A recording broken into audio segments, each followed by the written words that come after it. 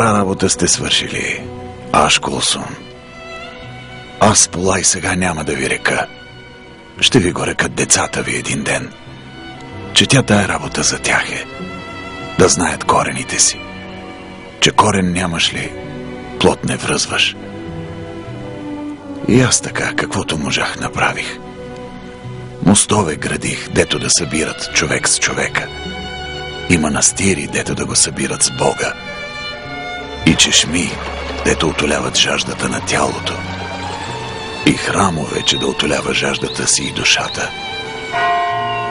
И кули за часовници, че хората се искат да олуват времето, да си подредат нещата на според него. Ама времето кой може го хвана? Него го няма. Времето е в той да слушаш какво ти казва дървото и да накараш дървото да те слуша. И камъкът, и пръста, и водата. Да станеш едно с градежа и да го градиш тъй, че да остане. Викат, самоук съм бил. Че то кой не е самоук на този свят? То цялото училище е пред очите ти. Ако имаш очи да го видиш, научаваш го. Ако ли не, не. Аз моето школо на времето на Баева ливада го подкарах. Гледах най-напред от дряновските майстори, после от разни дилгери от Влашко до Цариград и от Черното море до Дубровник. С албанци съм работил, с гърци, с турци, с италианци. Видял съм много.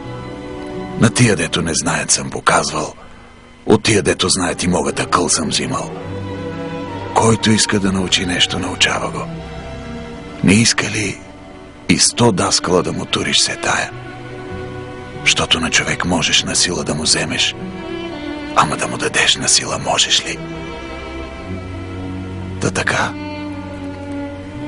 Над 15 черкови съм дигнал в годините. Аз съм им правил теркове. Аз съм ги смятал. Аз съм ги пазарил и аз съм ги градил. Като деца сами. Като деца. И хубави станаха. За прослава на майстора си и на Господа. Че то моженето ни е от Бога. Неможенето ние си го правим сами. За черкови тогава даваха хората. И за школа, и за чешми. Пък не е да са имали повече, от малкото си даваха. Та вие сега не проклинайте беднотията си. Щото оно и дето днес идва на акъла ви, утре ще дойде в ръцете ви. Можете да сте господари на всичко. Или роби на всички. От вас си зависи.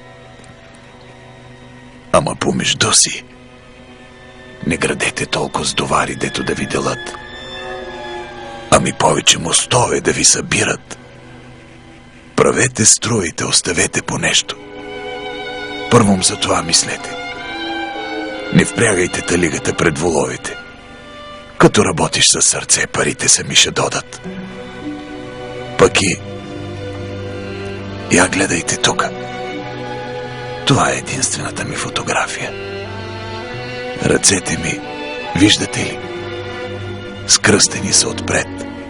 Празни. Нищо не съм вземал със себе си от този свят. Ама минаха, кажи речи, 130 лета, откак си отидох.